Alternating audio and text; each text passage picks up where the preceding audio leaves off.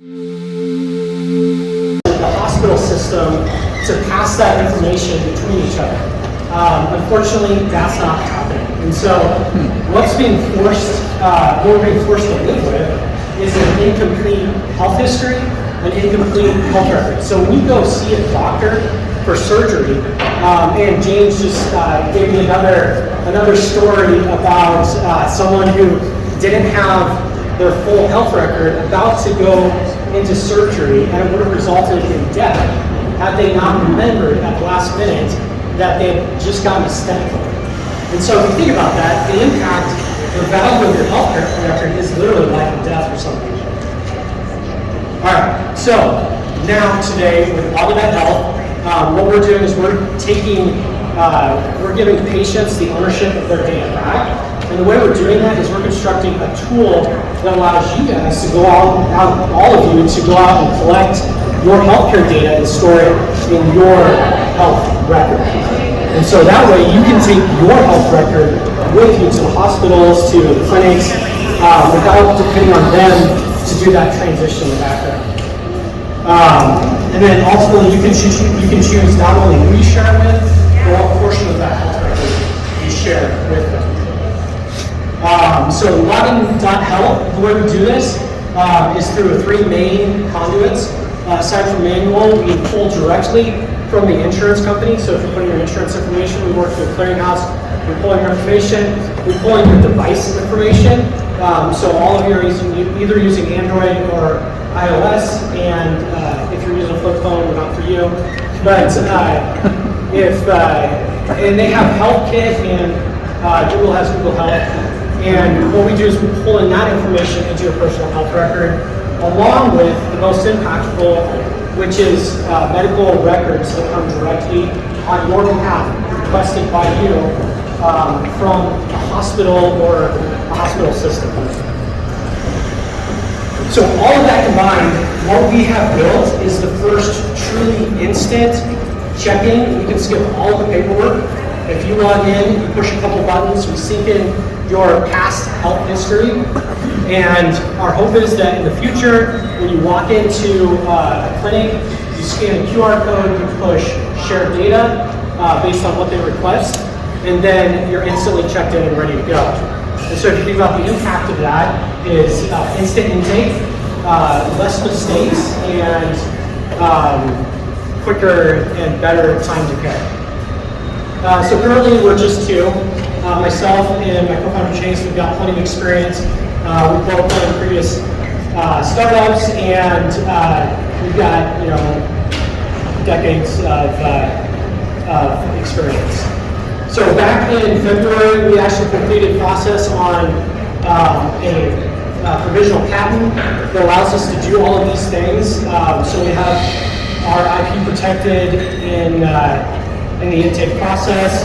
And here's a quick screen of what it looks like. So what we're doing is we're going out and collecting all that information from healthcare. And if you think of something like medication, this is something that a lot of people, like for me, I don't have any medication, but for my mother-in-law, she's got probably 15 different medications. How is she going to remember those? And the solutions that I've been told they do right now is they'll literally take a trash bag, throw all of their medication in it, and walk into the doctor and say, here's what I've got. Which is ridiculous. And there's no history on that. They don't know if they actually took it or not. So with that, that's Automate Health. And now it's your guys' turn to participate. If you want to scan and log in, give it a try. You're welcome. So with that, I think that's it. So yeah, I'll open up questions. Is it available just in English? Are there other languages that it can be Currently we're in MVP, so we haven't translated it. So John, what does MVP mean? Oh, minimum viable product. It's demo, it's not real data. So if you log in here today, you won't be able to sync in your data. When you use a fake user, it's based off of, John, you're like super active on LinkedIn and other social media platforms. Can you talk about how moving in public is different from other startups you've done in the past? Yeah, so what she's referring to is we're doing it day in the life, and then before that we did a build in public, quick meetings with VCs and other founders. Ultimately, it comes down to like transparency.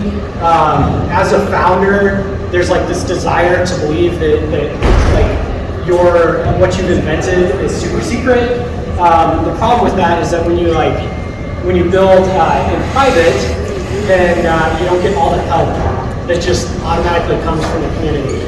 And so we're trying really hard, and we can do a lot better of being transparent of like our journey. Because yeah, I would love to stand up here and say we got it all figured out. But what's more valuable to me is to tell you I don't have it figured out, and then one of you guys comes up and tells me how to figure it out. So yeah, that's help is absolutely the biggest difference.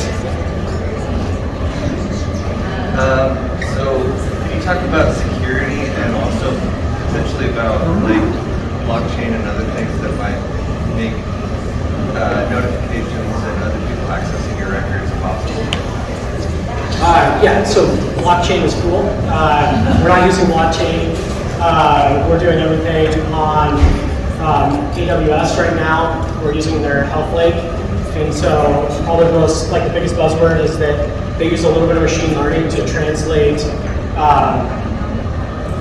deformed data into fire standard. And so that would probably be about the most buzzy word we have.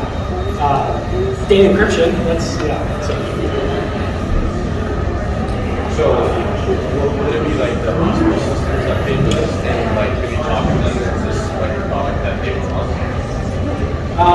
Yes, this is something they want. The problem with the hospital system is that they don't do anything unless they're forced to do it. And so what we're exploring is getting them forced to do something is they do that through money, right? And so we don't know what we're going to charge for it right now.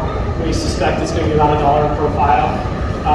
But what we're aiming for is actually creating some kind of reimbursement for the hospital themselves.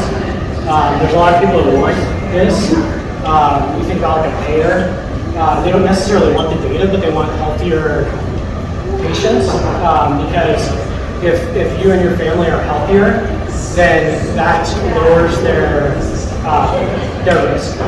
And so if we can help prove that we can make healthier patients by people that pay attention to their PHR, then that could be it.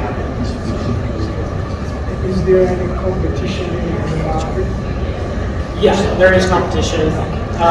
There's two sides. One, there's solutions out there that are already creating a PHR solution, but what they're not doing is they're not working with the hospital system. And so all they're doing is they're allowing you to collect your healthcare information. They're also not providing single sign-on, which is kind of the key for ease of use. And when you're working with customers, every little tick of ease of use just makes it more valuable, it's better adoption and all that stuff. So, and then the other side on the hospital system is EHRs. So Epic and Cerner, their solution to date is let us figure it out for you. And they've had 20, 30 years to do that and they haven't done that. How many EHRs do you have compatible with yet? Right now, we're just compatible with Epic, but it's based off fire standards. So anybody who basically applies to the high-tech standards, we should be able to get Epic data. We're also building a manual records requisition process. You can tell us to send an email to the records department, and then we would ingest that into the system. Can you tell us how you came up with the idea? Like I keep thinking of that scene from Rhoades where he brings in all his own files. I use these a lot. What's the origin story? So the origin story is we actually started. My co-founder Chase brought the concept of insurance to us, and so right now what happens is just because you went and you had a medical procedure done, doesn't mean the insurance is going to pay for it. And so we created a tool for them to basically pull in all of their upcoming appointments, and then we run that through a clearinghouse automatically and build like a workflow for them. Of that, 90% of the denials came from two problems. One was misinformation, so a wrong birth date or something like that, and the other one was the insurance company just didn't act or something like that, so they shut down their internet. Well, we couldn't solve that for them. We'd love to, but we can definitely solve the intake and the collecting of insurance information, because our goal was to get that as close to 100 as we wanted. And as we started pulling on the thread, what that resulted in is learning about all of the other issues in healthcare and how data gets exchanged. We started hearing stories about you would go to an ER and they actually have two systems, one for the clinic and one for the practice, or one for the ER. And they actually, to get a full view, they have to open up both of those in like a remote desktop situation. So critical seconds, and they're like, man, we could really solve that problem with software. Have you approached any of the federal healthcare systems with this yet? Like DOD, VA, any of those? I would love to, yeah. I haven't. As a retired veteran, my transition from active duty to the VA, there was a medical records disparity, and then my care from the VA to the community, there's a medical record. I mean, it's literally what you're talking about here. And so, but yeah, we can chat afterwards. Pretty traditional, walk in the intake and just look at family history. Well, you don't know your family history per se. How do you see this being a value add of something shared information? So one of the core concepts of what we've built our foundation on is built our patent off is three things. One, encrypted autonomous data, which means that when you're not giving us the data, you're giving your own data store the data. We're just going to manage that for you because that's a complicated process. And so you could wrap that up, you can take it and do whatever you wanted with it, as long as you have the encryption key. And then the middle core pillar is digital surrogacy. So we actually wrote into the original patent concept of like almost like a digital power of attorney over like portions of your record. And so what I can do is using my credentials, I can log in and share my kids' data with a healthcare provider as if I was them. And so if you think about the power of that, one, yeah, I can see my kids' data, but also if there's an emergency for me, my wife, or if my wife's on vacation, my father could log in and authenticate for me if I give him that information. So. Is HIPAA going to be okay with that? Would you just explain if you're not available to access my grandfather has my information, that's something Yes, yeah. So our secret superpower is the patient, and in all of this ecosystem, all of these players, the one who has the insurance, the payer, the hospital system, the clinic, the one person who has ultimate authority over the data is the patient, and so they have the ability to give that permission to others. So yeah.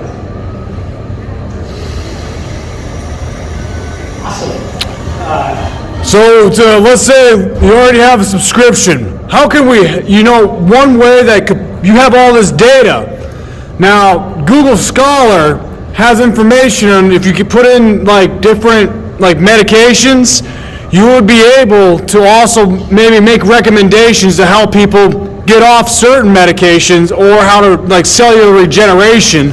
But there are different platforms where if they're journaling or what are they eating, help people become health conscious and they can log in more often. But that's just like a premium service, $10 a month, $20 a month, or something to help you, because you already have the information there. But are you looking at a premium service, or how do you, like as far as how much are you having your user interaction on a daily or just when I go to the hospital? I don't want to charge the users for it at all. Sure. Be open and free for them to get access because I truly do, in my core, believe that if I can provide better information to the hospital or to the doctor, then that results in better care. What we are doing is we're opening up our API to other developers. If they want to build services like that and make recommendations off of it, we would be the conduit that provides the PHR, the personal health record, to them to do that kind of stuff. Hey, John. Oh, right here. Yeah. As far as that goes, so it sounds like B2B, then essentially working with like the health organizations. Have you thought, or are you able to share like what the pricing strategy looks like? You don't have to even get into specific numbers, but like, what does that look like? Are there tier offerings? Is it one offering? Is it a subscription? Like, can you share a little bit more about that? Yeah, I mean, we believe we're taking on a massive solution, right? And so, in order to do that, to lock ourselves into like a pricing strategy today, limits our ability to do massive things and solve massive problems. We suspect that our costs we'll land that is about $1 per patient. We don't know who's going to pay that, but we have plenty of people that will. So yeah.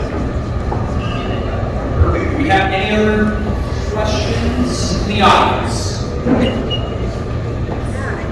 Okay. Well, we always have our famous question that we end with. John, what can we as a Worldly Cups community use to support you and Omaheal? Yeah, absolutely. So number one is Chase and myself are just two people. We are definitely looking for and wanting to identify a rainmaker. Our rainmaker person is somebody that could say they've been there, done that. They've been in the healthcare industry for a while. They've already got those connections built. And ultimately someone that might cost us dearly to acquire, but is well worth that effort. Awesome. Sales talent. What's that? Sales talent. No, someone better than that. Someone amazing. So, someone who doesn't have to sell. So. Well, perfect. John, thank you for being here.